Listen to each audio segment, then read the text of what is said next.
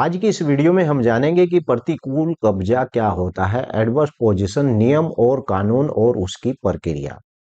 आपने बहुत से लोगों की जमीन होती है और जमीन पर आपने किसी को रेंट एग्रीमेंट कराए बिना ही आपने उस जमीन को किसी को किराए पर दे दिया है। तो ऐसी पोजीशन पर ये समस्या आती है।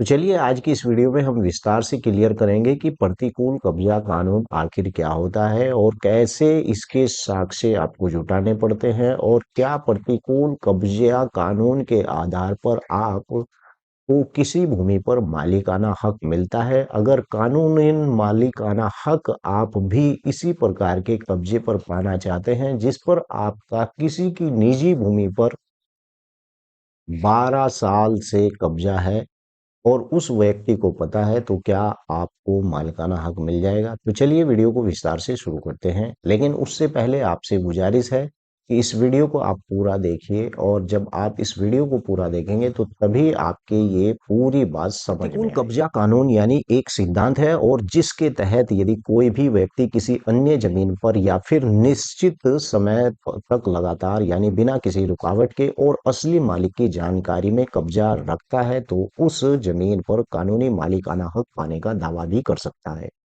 लेकिन कैसे कर सकता है, इसके बारे में विस्तार से आपको ध्यान से इस वीडियो को देखना पड़ेगा। पहली बात मैं आपको बता दूं कि बहुत से ऐसे यूट्यूबर हैं जो इस प्रकार की वीडियो बनाते हैं, लेकिन विस्तार से आपको वो बात समझ में नहीं आती है और आप जब भी सोशल मीडिया के ऊपर जाते हैं तो यूट्यूब के ऊपर इस प्रकार के थीम जैसे मैंने लगा रखे हैं बहुत सारे मिल जाएंगे, लेकिन उसके अंदर जो बात छुपी हुई होती है वो आपको नहीं मिलेगी। मेरे ही इस यूट्यूब चैनल पर आपको वो बात क्लियर मिलेगी। सबसे पहले जान लेते हैं कि प्रतिकूल कब्जा एडवर्स पोजीशन यानी कि इसकी समय सीमा और ये कानून क्या है। लिमिटेशन एक्ट 1963 और भारतीय कानून के अनुसार यानी कि प्रतिकूल कब्जे का दावा करने के लिए आपको कई प्रकार के समय सीमा और इसकी अनिवार्य होती है। कैसे होती हैं मैं आपको बता दूं। अगर किसी की निजी भूमि संपत्ति है और उस पर आपका निरंतर 12 साल तक कब्जा है और उस भूमि के मालिक को इस बात की जानकारी है कि आपने उसकी भूमि पर कब्जा कर रखा है या फिर सतर्कतापूर्ण कब्जा आपने उस पर कर रखा है, तो यहाँ पर ऐसी स्थिति उत्पन्न होती है जिस वीडियो में आज मैं बता रहा हूँ। अब कुछ लोग कहते हैं कि ग्राम पंचायत के अंदर भाई हंगरम भाई हमारी एक भूमि है, लेकिन भूमि सरकारी है, लेकिन 50-60 सालों से हमारे बाप दादा का उस पर कब्जा है। तो ध्यान से सुनिए, अगर सरकारी भूमि है, नवीन प्रति की कोई भूमि है या आबादी की कोई भूमि है, आरक्षित भूमि ना हो। आरक्षित भूमि के बारे में मैं आपको बता दूं, उत्तर प्रदेश राजस्व संहिता 2006, रेवेन्यू कोड 2006 के आधार पर अब आरक्षित आबादी भूमि, अगर आरक्षित आबादी भूमि किसी हरिजन या फिर एससी से है तो ऐसी भूमि पर भी कब्जा आपका नहीं चलेगा। अगर आरक्षित भूमि केवल आबादी है तो ऐसी भूमि के ऊपर अगर आपने 30 साल तक सरकारी जमीन है और उसके ऊपर आपने कब्जा कर रखा है, तो वहां पर भी प्रतिकूल कब्जा कानून की स्थिति लिमिटेशन एक्ट 1963 की नियम को लागू किया जा सकता है। लेकिन सुप्रीम कोर्ट का इस पर एक रूलिंग भी है और कानून भी है कि स्वर्णिक उपयोग की भूमि अगर ग्राम पंचायत की है और वो स्वर्णिक उपयोग की भूमि है, तो स्वर्णिक उपयोग की भूमि के ऊपर भाई प्रतिकूल कब्जा कानून किसी भी प्रकार का कोई आप मालिकाना हक पाने के लिए दावा बिल्कुल भी नहीं कर सकते हैं। प्रतिकूल कब्जा साबित करने के लिए अनिवार्य शर्तें क्या होती हैं, पीओईसी यानी नियम क्या होते हैं, ये बात हर एक यूट्यूबर आपको बिल्कुल इस प्रकार से विस्तार से नहीं बताएगा। तो चलिए मैं अपनी स्क्रीन पर आकर आपको दिखा देता हूं कि क्या चीज अनिवार्य होती है। प्रतिकूल कब्जा कानून, पहले मैं आपको इसे हेडलाइन करूं। प्रतिकूल कब्जा कानून साबित करने के लिए आपको क्या करना होगा कि कब्जे का निरंतर आपका कब्जा उसके ऊपर लगातार 12 साल तक का हो और उसमें कोई किसी प्रकार की रुकावट ना हो। दूसरे नंबर पर कब्जा चोरी छिपे नहीं होना चाहिए और दुनिया और असली मालिक को कब्जे के बारे में पता होना चाहिए। अगर कब्जे के बारे में उसके असल मालिक को नहीं पता है तो प्रतिकूल कब्जा कानून का आप दावा नहीं कर सकते। अगर लड़ाई झगड़ा आपका उस पर हुआ है, इसका मतलब है कि आप मालिक की अनुमति जैसे किराया या लीज के बिना रह रहे हैं, तो आप किराएदार हैं तो आप कभी भी प्रतिकूल कब्जे का दावा नहीं कर सकते हैं। अब लोग होशियार हो गए हैं, अब किसी भी किराएदार को रखते हैं तो उस किराएदार को यानी कि लीज एग्रीमेंट उसका लिखवा लेते हैं और उसे रजिस्टर करवा लेते हैं। अगर किसी भूमि को, मकान को, खेत को या फिर आपने कोई भी ऐसी भूमि किसी की संपत्ति किराए पर ली है, तो सबसे पहले यही काम होता है कि लीज एग्रीमेंट होता है। अगर लीज एग्रीमेंट नहीं हुआ और आपने ऐसे ही कह दिया कि भाई ऐसे ही आप उस भूमि के ऊपर बस जाए, तो यहाँ पर ऐसी स्थिति उत्पन्न हो सकती है कि आपकी भूमि के ऊपर दूसरा व्यक्ति प्रतिकूल कब्जा कानून के तहत दावा कर सकता है।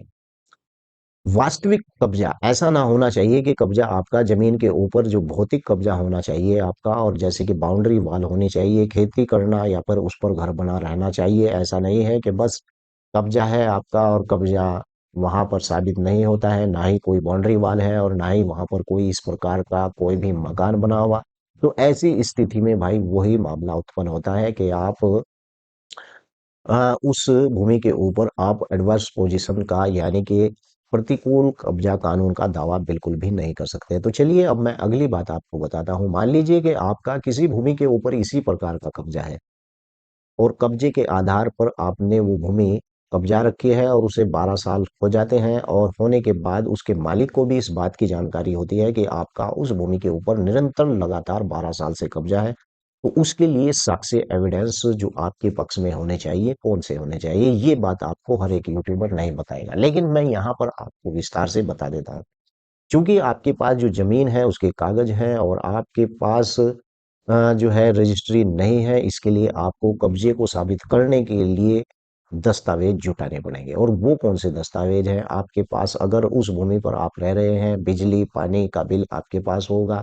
अगर वो बिजली पानी का बिल 12 साल तक से अधिक पुराना है तो यहाँ पर ये एक साक्ष्य और दस्तावेज होता है। हाउस टैक्स, अगर आप नगर निगम या फिर नगर पंचायत या फिर आप कहीं पर ऐसी जगह पर रह रहे हैं जहां पर आपको हाउस टैक्स देना पड़ रहा है, रसीद कटवानी पड़ रही है, या शहरी क्षेत्र में आप रह रहे हैं, तो ये भी एक एविडेंस सबूत के तौर पर माना जाता है कब्जा कानून के तहत। गवाह दो पड़ोसियों की गवाही आपको चाहिएगी और पुष्टि करेंगे कि वो अपने एफिडेविट में कि आप वास्तव में 12 साल से इस भूमि के ऊपर रह रहे हैं। और पुलिस रिपोर्ट या पुराने विवाद अगर उस भूमि के ऊपर हुआ है मालिक का और आपका, यदि कभी असली मालिक के हटाने की आपको वहां से कोशिश की और आपने विरोध किया, तो यह शत्रुतापूर्ण कब्जे का प्रमाण माना जाता है।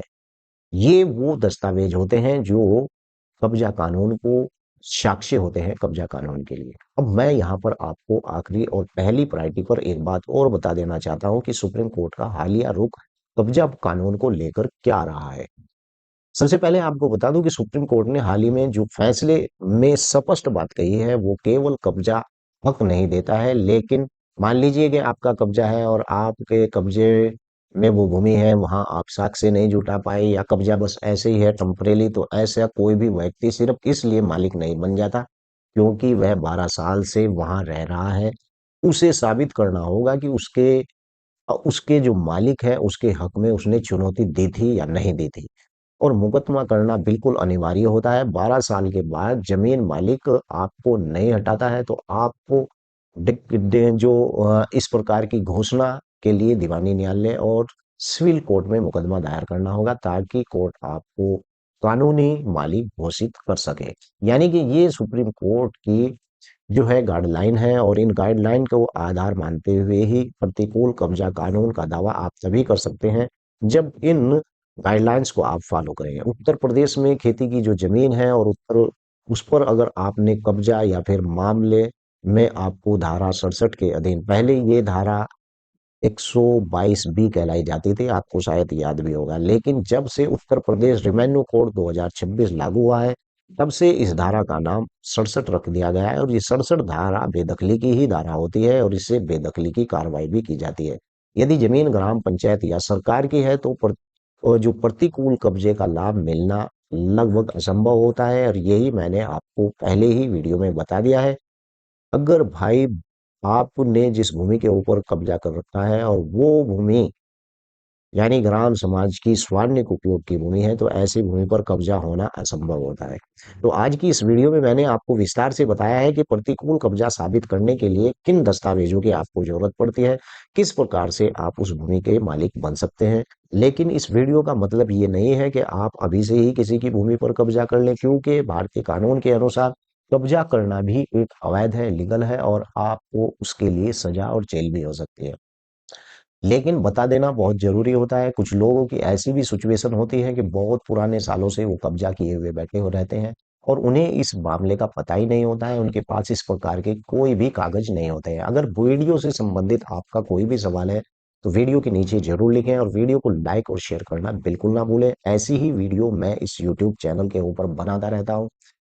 वीडियो अच्छी लगी तो आप बिल्कुल कमेंट ज़रूर करें। जय हिंद, जय भारत, खुदा हाफ़िज़।